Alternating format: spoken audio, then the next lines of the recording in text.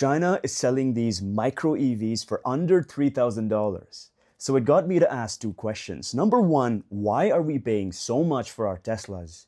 And number two, how do I build one of these for myself? So in this video, I am going to talk about everything you need to do to build yourself a low-speed vehicle that is self-driving and road legal. Spoiler alert, it is not going to be under $3,000 in cost. Step one, we're going to build ourselves the chassis and the body. And to do that, we're going to start our journey at the junkyard where we are going to procure a golf cart and steal the chassis from it. Now you may say this is cheating, but let me explain. A rolling chassis includes the frame, the wheels, the steering column, and the brake setup, which means it is actually really simple to manufacture, but really difficult to prototype. So we're going to start off with a donor chassis. And while we're at the junkyard, we're going to get some seats and seat belts, but we're going to have to build the body panels using fiberglass or ABS. Next, we're going to build a drivetrain powered by the battery, and we're going to build a hookup for the autonomous driving. For this prototype, we only expect our vehicle to go up to 25 miles per hour in speed, so a 10 kilowatt battery is going to be more than enough.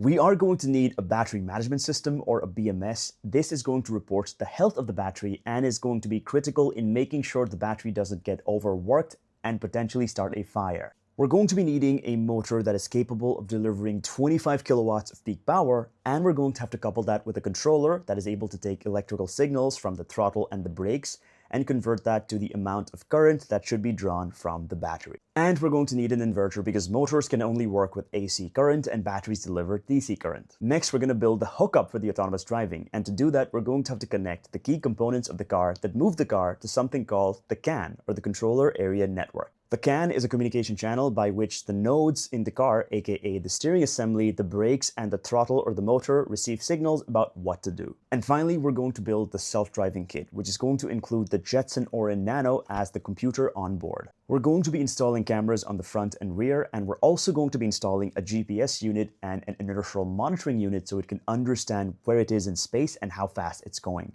As for the software that collects all of these signals and decides what to do, we're going to be using an open source stack, aka OpenPilot with AutoWare.